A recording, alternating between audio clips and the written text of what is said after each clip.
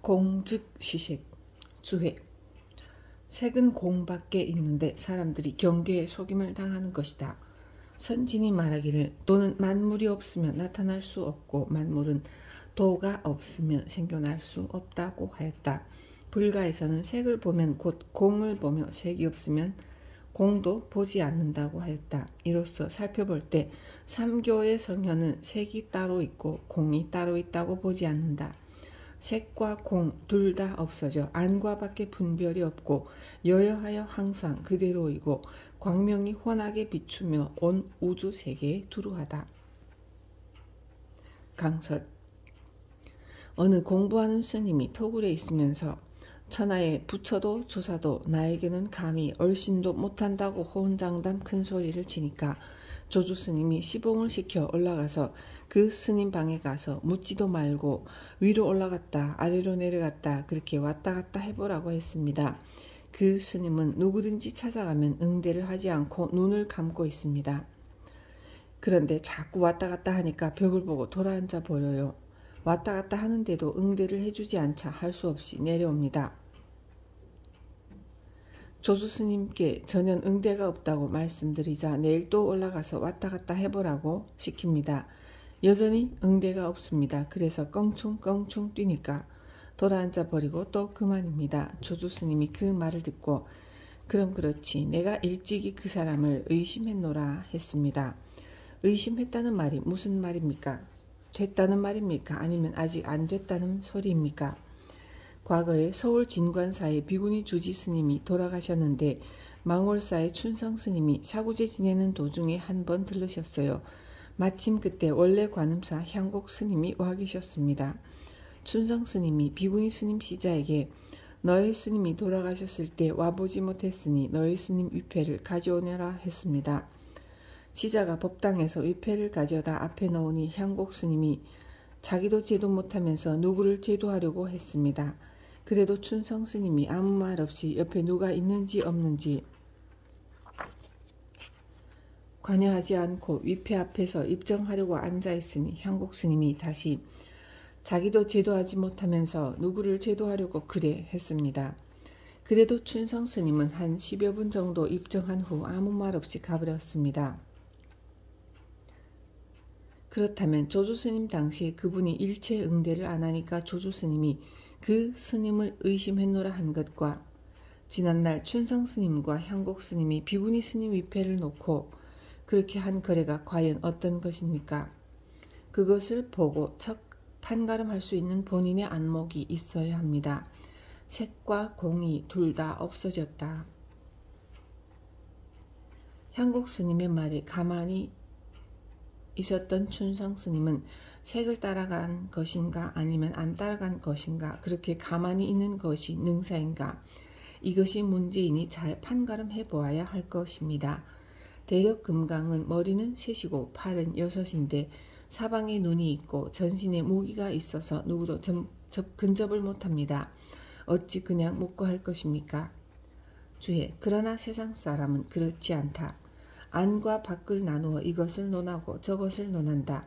모양에 집착하여 분별심을 내어 갖가지 모양을 보고 소리를 따라가고 빛깔을 따라가 미혹하여 참을 깨닫지 못한다. 이 껍질에서 나와 저 껍질로 들어가 전전하지만 그 사실을 알지 못한다. 머리를 고치고 얼굴을 바꾸어 윤회하여 마칠 기약이 없다. 다른 사람의 일을 간섭치 말고 자신이 스스로 찾아야 한다. 어찌하여 일찌감치 머리를 돌이켜 스스로 구하려 하지 않는가. 강설. 중생들은 찰나에 따라갑니다. 섣불리 공부하여 인생을 오판합니다. 실제로 점검해보면 그런 것이 아닌 경우가 많습니다. 후송. 자 말해보아라. 어떻게 구하는가. 돌. 이전에 썩은 물이 담긴 병은 놓아버리고 아픈 곳을 찾아내어 바로 금침을 놓아라. 모든 것이 균등한데 무슨 차이가 있겠는가. 본래 이 한 사람의 집이다. 단지 나뭇가지 끝에 집착하고 있어서 종전에 대도의 싹을 미혹했을 뿐이다.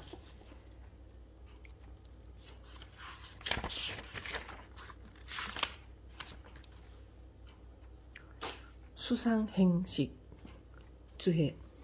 눈으로 보는 까닭에 색을 받아들이게 되며 색을 받아들인 까닭에 마음에 생각이 있고 생각하는 까닭에 행동을 마음에 두며 행동을 마음에 두는 까닭에 식이 있고 육근이 있음을 알며 육근으로 말미암아 육진이 생긴다.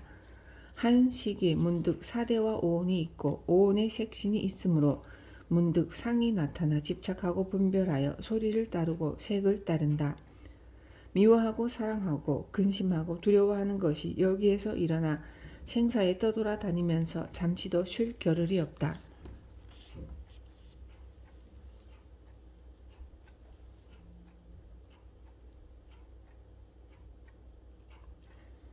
강설.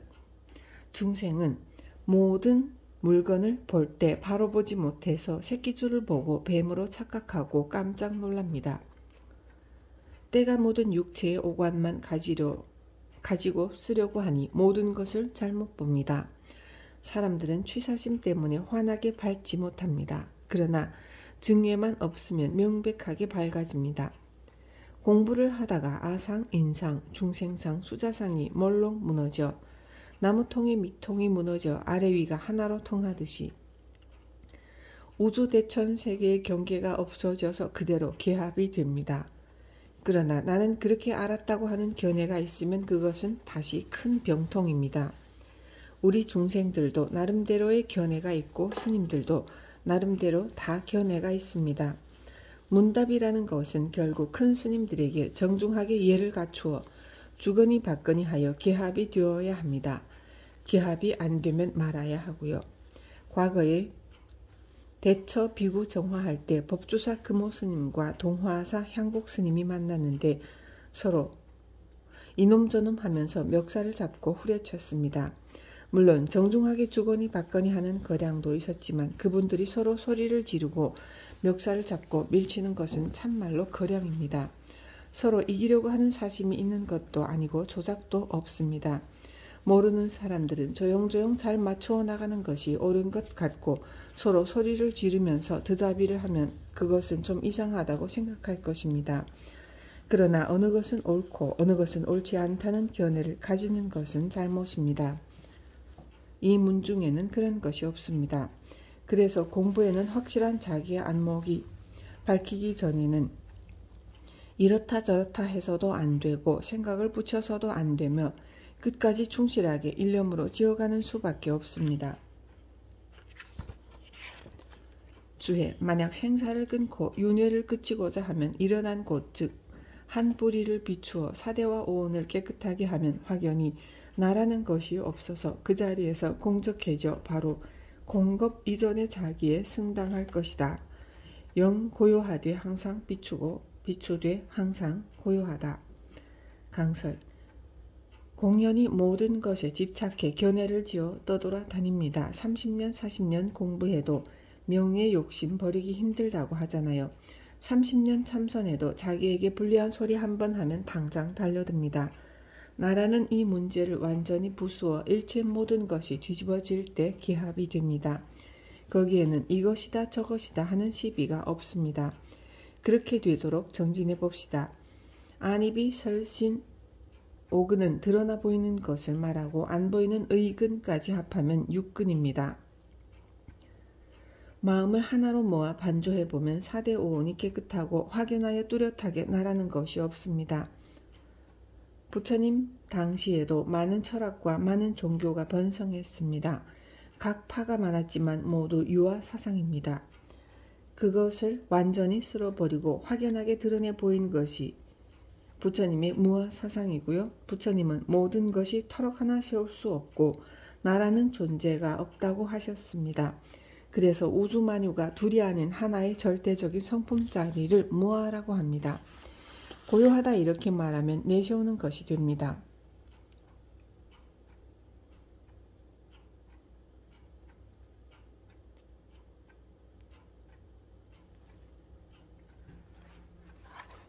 다른 종교에서는 한 번 내세우면 그것으로 말뚝을 쳐버립니다.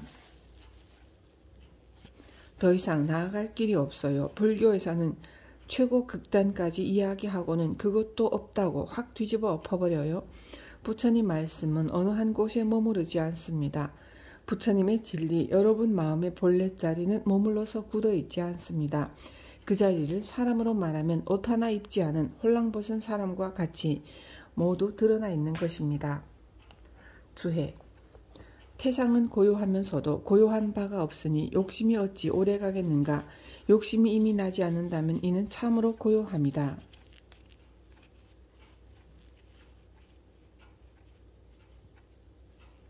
라고 하였고, 또 오직 공만을 보지만 공을 보는 것 역시 공함으로 공이 공하게 공되게 하는 바가 없다. 공되게 하는 바가 이미 없으므로 또한 무기무로 되는 것도 없다. 무가 무로 되게 하는 바가 없으므로 이미 다면하고 항상 고요하다고 하였다. 불가에서는 나라고 하는 것도 공하고 대상경계라는 것도 공하여 두 가지 모습이 본래 한 가지다라고 하였다. 강설.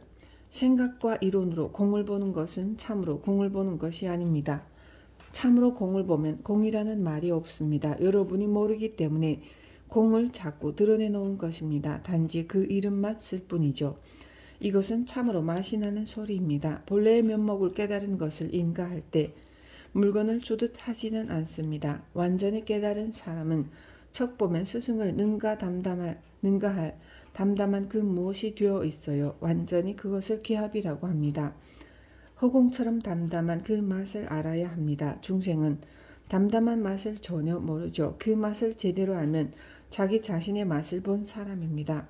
그 사람은 전쟁이 일어나 포탄이 떨어져도 시장바닥에 버려두어도 허공처럼 흔들림이 없습니다. 상대방이 아무리 폭언을 하고 달려들어도 같이 달려들어 싸우지 않고 진심을 내도 끄달려가는 것이 없습니다. 또한 본래 공한 자리는 다면상적하여 어떤 것에도 공포가 없습니다. 죽을 때가 되면 죽어야 하고요. 살의 육신이 쑤시고 아프고 고통이 심하면 숨을 헐떡이는데 여러분은 아픈 것이라고 잘못 생각하고 있습니다.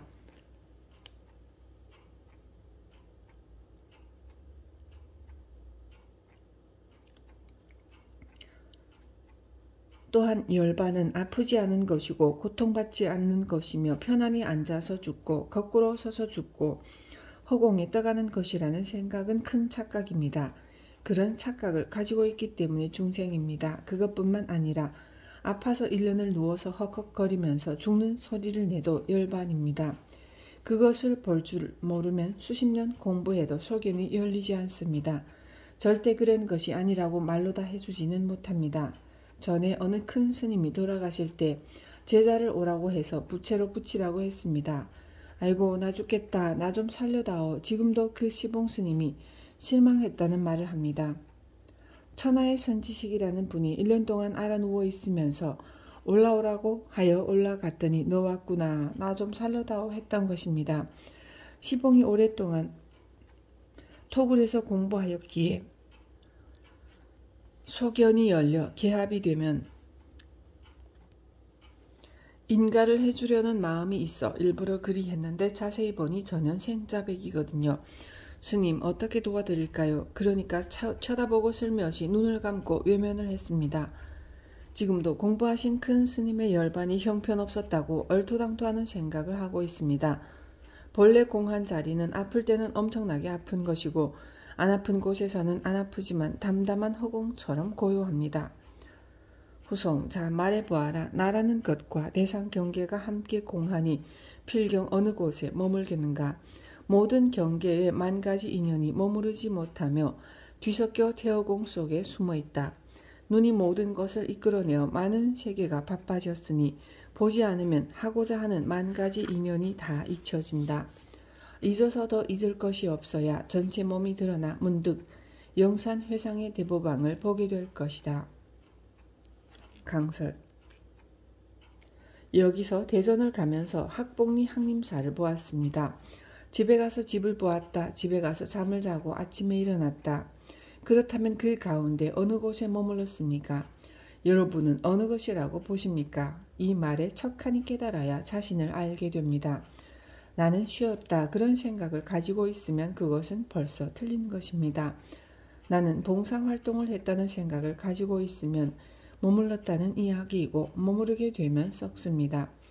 백두산 천지 연못의 물이 계속 솟아나서 흘러가 버리지 어디 머물러 있습니까? 우리의 마음도 심처에서 끊임없이 솟아나와 끝이 없는 무한대로 계속 흐르고 있습니다. 생각을 굳히면 머물러서 집착하게 됩니다. 집착하면 생사의 고통이 이루어지고 생로병사의 고통과 시비가 이루어집니다. 이 세상의 모든 고통이 여기서 이루어집니다.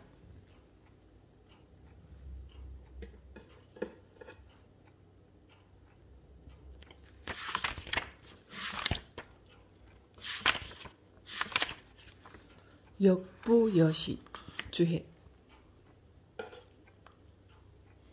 이미 나라고 하는 것이 없으면 만법도 다 없어져 다시 공으로 돌아가게 된다. 이는 바로 근본을 돌이켜 근원으로 돌아간 것이다. 불가에서는 만법이 하나로 돌아간다고 하였고 도가에서는 본래의 생명의 뿌리로 돌아간다고 하였다. 유가에서는 원래 처음 태극의 이치를 이루는 것이라 하였다.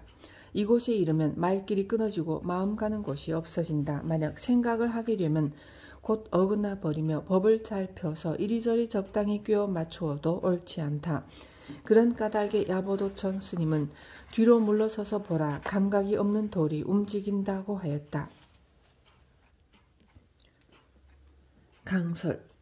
한 생각이 일어나기 이전에 죄가 있습니까? 없습니까? 하는 물음에 운문 스님은 수미산이라고 했습니다. 이때 척하니 알아버리면 개합이 되는 것이고 생각으로 헤아리면 잘못 아는 것입니다. 운문의 수미산에 대하여 제대로 알지 못하고 인가를 얻으려 하는 사람이 많습니다. 내가 단호히 아니다라고 할 때 그것을 제대로 받아들이는 사람은 다시 공부에 나아갈 수 있는 싹이 있는 사람이고 도리어 스님이 잘못 알았다고 대드는 사람은 더 이상 나아갈 수가 없는 사람입니다. 선지식이 아니라고 하면 왜 아니라고 하는지 반드시 다시 의심해야 합니다. 30년 전에 보방화라는 보살이라는 이가 있었는데 공부를 아주 열심히 했습니다. 보살이 선방에 다니더니 툭하면 자지도 않고 거실에 나가 앉아있으니 남편은 아주 못마땅했죠. 불만이 가득한 남편이 뭐라고 하면 부인은 잠을 많이 자면 12가지가 해롭고 빨리 죽게 된다는데 당신은 오래 살고 싶지 않느냐고 했습니다. 그 후 정년퇴직을 하고 집에 있는데 부인이 놀면 뭐합니까? 절에 가서 참선하세요. 그러거든요. 남편이 오기가 났어요. 그래서 법무사 선방의 고암 스님을 찾아가 참선이 무엇이냐고 물었죠. 그러자 고암 스님이 그랬어요. 처사님은 태어나기 이전에는 어디에 있었고 앞으로 죽으면 어디로 갈 것인지 아십니까? 또한 있는 것은 무엇이고 없는 것은 무엇입니까? 처사님이 여기 있는데 어떤 것을 가지고 나라고 하는 겁니까? 잘 모르겠습니다. 그 점을 모르니까 지금까지 헛산 것이죠. 나 자신을 확실히 알아야 합니다. 그렇다면 어떻게 해야 합니까? 이목고 하세요. 그래서 이목고를 열심히 했어요. 자꾸 하다 보니 남편도 역시 자다가 일어나서 이목고 하고 싶어졌고 열심히 하는 부인을 보며 내가 이기나 하고 버티게 됐죠. 그러다 보니 자리가 잡히고 어느 날 밤중에 무언가 무너지면서 화안해졌습니다. 그런 경지를 처음 느껴보았죠. 공부를 했으니까 그런 것이 나타난 것입니다. 소리를 지르니 부인이 물었죠. 왜 그러세요? 나 깨달았어. 어떻게 깨달았는데요? 아무것도 없고 그냥 환한 빛뿐이야. 이제 보니 내가 빛이지. 그럼 큰 스님에게 가보세요. 가서 물어보고 다시 하세요. 큰 스님께 갔습니다. 스님, 드디어 제가 깨달았습니다. 어떻게 깨달았죠? 공부를 하다가 모든 것이 무너지면서 빛이 환하게 드러났습니다. 그래서 그것이 나라는 것을 알았습니다. 그렇다면 환한 빛을 보는 놈은 무엇인고? 빛이 있고 보는 놈이 있다면 처사님이 둘이 아닌가? 빛이 진짜인지 아니면 보는 놈이 진짜인가? 거기에서 앞뒤가 다시 꽉 막혔어. 아, 잘못 알았습니다. 잘못 알았지. 깨달은 것이 아니네요. 깨달은 것이 아니야. 중간에 헛것이 보인 것이야. 다시 공부해야겠습니다.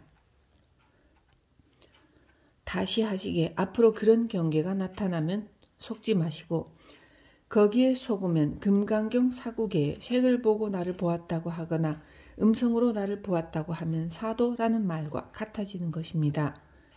그래서 공부를 더욱 열심히 하여 푹 익었어요. 그 이후로 남편은 말이 없고 겸손하고 스님들 공경을 잘할 뿐만 아니라 세상을 사는 자세가 달라졌어요. 보살도 남편 공경을 잘하고 함께 열심히 공부하다가 남편이 먼저 돌아갔는데 아주 깨끗하게 잘 돌아갔어요.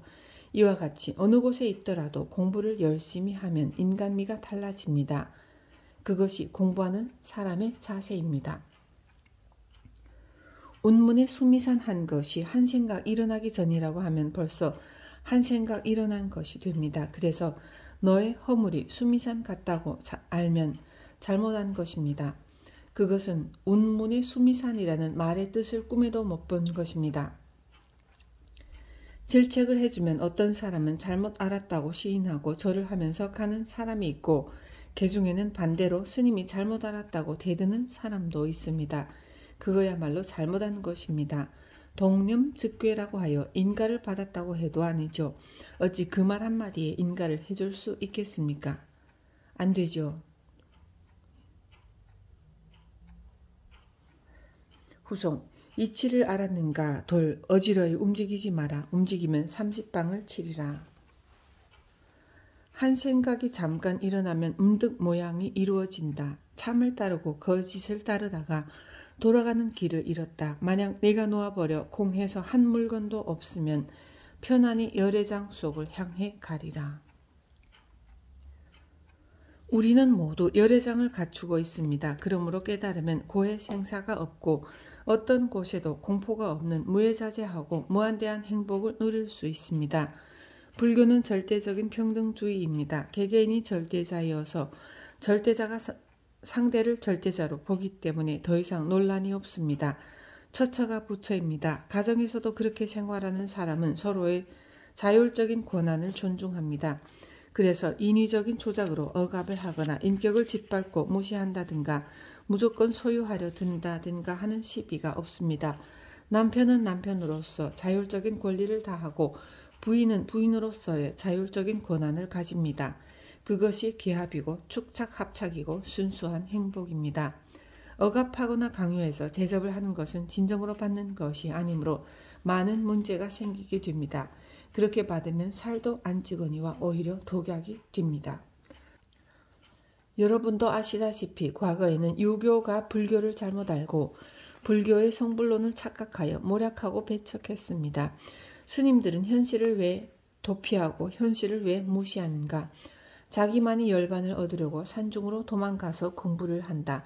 현실을 배제하는 사람은 현실을 발전시킬 수 없으므로 무용지물이다 하여 항상 불교를 능멸하고 꼬투리를 잡았습니다. 그러나 이것은 불교와 부처님의 뜻을 10분의 1도 알지 못한 것입니다. 부처님은 현실을 부정하지 않았습니다. 현실을 긍정하면서 그 속에서 깊은 진리를 보라고 했어요. 중생들은 눈에 보이는 현실만 보고 그 속에 담긴 깊은 진리를 보지 못하기 때문에 많은 문제가 생기고 많은 고통이 따르는 것입니다. 우리가 당하는 엄청난 고통을 현실에서 어떻게 해결해야 할까요? 37조도품으로 시작하는 길이 있고 연불기도를 통해서도 할 수 있습니다. 현실 속에 살면서 영원한 행복을 맛볼 수도 있습니다. 육아에서는 자기네 것만을 숭상하고 그 우월성을 가지고 자꾸 남을 비판합니다. 요즘은 기독교가 그런 것 같습니다. 소동파는 유교의 대학자입니다. 그에게는 자신이 천하의 유학자라는 교만한 마음이 있었는데 옥천사의 승호 스님이 굉장히 큰 스님이라는 이야기를 듣고 망신을 주려고 당당하게 찾아갔습니다. 옥천사에 가보니 승호 스님이 참선한다면서 졸고 있었습니다. 계시오. 대관은 누구시오? 친가요? 여간한 사람은 못 알아듣죠. 당신이 몇 근이나 되는지 저울을 가지고 달러왔다 그 말이죠. 그러자 승호 스님이 병력같이 소리를 질렀습니다. 이 소리를 들리는가? 몇 근이나 되는가? 그 말에 소동파가 아무 말도 못하고 꼼짝없이 당했습니다. 다음에는 노산 귀종사에 있는 운거 요원 스님을 찾아갔습니다. 계시오. 대관은 누구시오? 나는 소동파라는 사람입니다. 토굴이라 누추하지만 좀 앉으시죠. 허허, 무슨 소리. 앉을 자리가 없으면 그대의 몸을 의자로 삼아서 앉겠소. 일체가 한 몸이라고 하는데 별도로 찾을 것이 있겠소. 그러니 스님의 몸을 의지로 삼아 앉겠소. 운거 스님이 말했습니다. 사대는 본래 공하여 어느 곳에도 의지한 바가 없는데 그대는 어느 곳에 의지해 앉으려고 하십니까? 그 말에 소동파는 아무 말도 못하고 물러갔습니다. 두 군데나 가서 당하니 분기도 나고 또다시 당하게 되면 보통 큰일이 아니라고 곰곰이 생각하고 있는데 누가 독림사의 상총 스님에게 가보라고 합니다.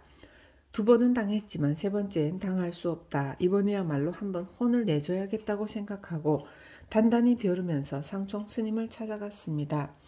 불법의 도리가 무엇이요? 대감이요. 어찌 그대는 항상 유정설법만 묻고 무정설법은 모른단 말이요. 의식이 있는 것은 말도 하고 법을 설할 수 있겠지만 무정무리 설법을 한다. 이것은 아주 뜻밖의 소리였습니다.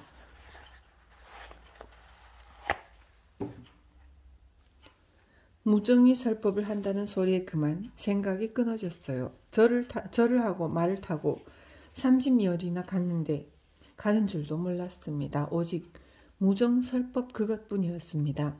말이 가는데도 갈 뿐 어디로 가는지도 모르고 모든 것을 몰록 잊었습니다. 오로지 의심뿐이었죠. 이것이 진짜 화두입니다. 공부는 이렇게 의심이 들어가야 되는 것입니다. 가다가 절벽에서 폭포수가 쏟아지는데 길이 막히자 말이 걸음을 멈춥니다. 쾅쾅 쏟아지는 폭포수 소리를 듣고 소동파가 그 자리에서 깨달았습니다. 깨닫고 나니 세상에 대해 아만과 상을 가지고 인생을 허송세월로 보낼 뻔했는데 다행히 큰 선지식을 만나 모정설법에 대한 진리를 깨칠 수 있었던 것이 한량없이 고마워서 상총 스님을 향해 감사의 절을 드렸습니다. 그리고 개송을 지었습니다. 신의 물소리가 바로 장광설이요 산빛이 어찌 청정법신이 아니겠는가. 지난밤 깨친 84,000 개송의 법문을 다음날 누구에게 다 드러내 보였고 반야심경을 듣는 여러분도 잘 듣고 마음속에 있는 것을 정리해 순수한 불성자리를 밖으로 드러낼 수 있는 계기가 될 수 있도록 노력해야 합니다.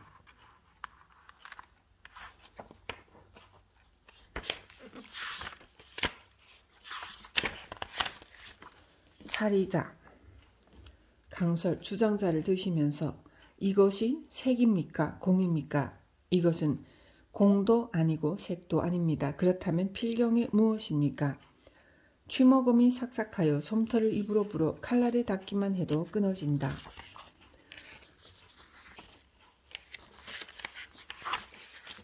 지금 말씀드린 여기에서 반야심경 모두를 다 말씀드린 겁니다.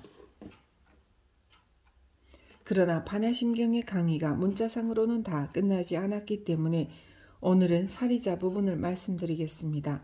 앞에서도 설명한 것처럼 집은 색수상행식의 몸이요. 몸을 주재하는 신령스러운 참된 진성자리가 이자입니다. 집이 오래되면 무너져 버려 다시 새 집으로 이사가서 살듯 우리들의 이 몸도 늙어서 무너지면 이 몸을 주재하던 신령스러운 진성자리는 새로운 몸뚱이를 받아 이어나갑니다. 우리에게 진정한 참 주인 자리는 영원히 없어지지 않고 항상 무한하게 이어져 살아갑니다.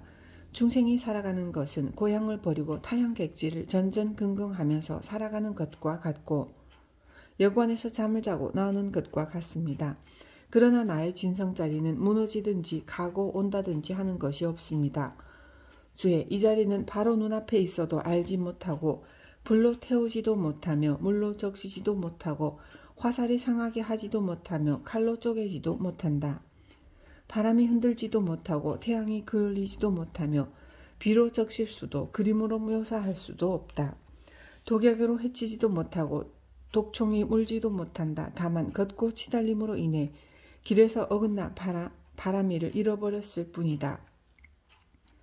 사리자를 보았는가? 옛날에도 지금에 이르기까지도 일찍이 자신을 고치지 않고 다만 오고 가면서 어느 때는 전셋집에 거주하기도 하고 또 어떤 때는 그림같이 좋은 우각에 살기도 하며 또 어떤 때는 초라한 초가집에서 살기도 하고 또 어떤 때는 붉은 문에 금으로 만든 병풍이 있는 집에 살기도 하며 또 어떤 때는 무너진 묘나 감실에서도 지냈다. 강설 앞에 당면하여 찰나찰나에 자신이 언제나 쓰고 있으면서도 알지 못합니다. 주해 알겠는가? 야보도천 스님은 남쪽산에 구름이 일어나니 북쪽산에 비가 내린다.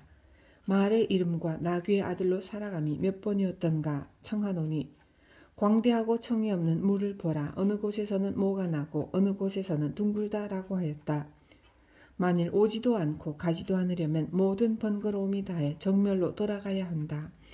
이와 같은 자는 삼계를 벗어났으므로 하늘과 땅에 속박하지 못하며 낱낱 물질의 구속을 벗어난 한가로운 사람이 될 것이다. 강설 회주 땅의 소가 벼를 먹으니 익주 땅의 말이 배부르다. 우리가 윤회를 하면서 어떤 때는 말로도 살고 어떤 때에는 당나귀의 아들로도 살았습니다. 위에서 자연스럽다는 것은 춘래 초자청이라 봄이 오면 풀이 푸르고 꽃이 피는데 그걸 인위적으로 푸르지 않게 만든다든지 꽃을 못 피게 하는 것은 자연스럽지 못한 것입니다. 모든 것은 스스로 완벽하게 잘 이루어지고 있습니다. 오조 홍인 스님의 제자인 파조타 스님이 계시던 때의 일입니다. 어느 사당에 조왕신으로 동상을 모셔놓았는데 영험이 아주 대단하다는 것이었습니다. 양이나 돼지를 잡아놓고 구슬하고 기도를 하면 금방 영험이 나타나 죽어가던 사람이 살아나고 가정의 어려운 일도 금방 풀린다는 것입니다. 이렇게 영험이 있다 보니 사람들이 양이나 돼지를 잡아 올린 재물이 태산같이 많았습니다. 파조타 스님이 마을을 지나가다가 그런 이야기를 듣고 동상을 모셔놓은 앞에 가서 그대는 진흙덩이가 합쳐서 이루어졌거늘 어느 곳에서 이와 같은 영험이 나오는고 하면서 주장자를 들어 3번을 내리치니 동상이 무너지면서 청이 포도를 입고 초립으로 만든 관을 쓴 신이 나타나 절을 합니다. 저는 본래 이곳의 조왕신이었는데 누진 겁을 두고 제가 대승의 법문을 들어보지 못했고 단지 조금의 실력이 있어서 살생하여 올린 고기를 받아 먹으며 업신이 되어 여기를 떠나지 못하고 머물러 있습니다. 오늘에야 큰 스님의 무생 법문을 듣고 이 자리에서 바로 업을 벗고 해탈을 하게 되었습니다. 감사합니다 하고는 자취가 없어졌습니다. 일본에도 유명한 산사가 살생석을 제거한 이야기가 있습니다. 공부를 많이 한 스님이 연회에 초청을 받고 가서 지혜의 안목으로 가만히 비추어 보니 황후가 여우였습니다. 천년 먹은 여우가 아름다운 여인으로 둔갑하여 천왕의 황비가 되어 사니 아무도 그것이 짐승인 줄을 몰랐던 것이죠. 본색이 드러나자 황비의 몸이 차차 여우의 몸으로 변해 바람을 일으키면서 달아납니다. 군사들이 잡으려 해도 잡지 못하고 결국 산으로 도망가더니 큰 바위로 변해 가만히 있었습니다. 그런데 사람들이 그 바위 옆을 지나기만 하면 죽어요. 그래서 이름이 살생석입니다. 나라에서는 유명한 선지식을 여러 곳으로 물색했습니다. 당시에 유명한 산사가 주장자를 짚고 바위 앞으로 갔습니다. 가서 아무 말 없이 바위를 주장자로 치면서 이 무엇인고 하고 물으니 바위가 가루로 흩어졌습니다. 무엇인고 하는 여기에는 털끝만큼도 붙일래야 붙일 수가 없는데 사마나 요괴가 존재할 수 있겠습니까? 캄캄할 때 도깨비나 귀신이 나타나지 밝은 대낮에는 귀신이나 도깨비가 나타나지 않듯이 우리의 마음에는 일체의 모든 것을 비추어 보는 신령스러운 사리자가 다 갖추어져 있습니다. 사리자의 신령스러운 지혜의 눈으로 볼 때 일체 사마나 요괴, 귀신이 발붙일 곳이 없습니다. 부처니 신이니 조산이 하는 이름조차도 발붙이지 못합니다. 요괴와 귀신은 더 말할 나위가 없죠. 후송 알았는가? 앞을 향해 걸어가는 것이 뒤로 물러가는 것만 갖지 못하며 끈으로 잡아맨 것이 자연스러운 것만 갖지 못하다. 자기 집 방 안의 주인공과 동거하며 함께 머물러도 자취를 알지 못한다. 만약 한 걸음 물러나 머리를 돌려 바라보면 두두물물해서 모두 만날 수 있다. 강설 이 사리자의 엄청난 반야지혜의 힘은 물이나 불로도 침범하지 못합니다. 또한 그 자리를 인위적으로 잡아낼 수도 없습니다.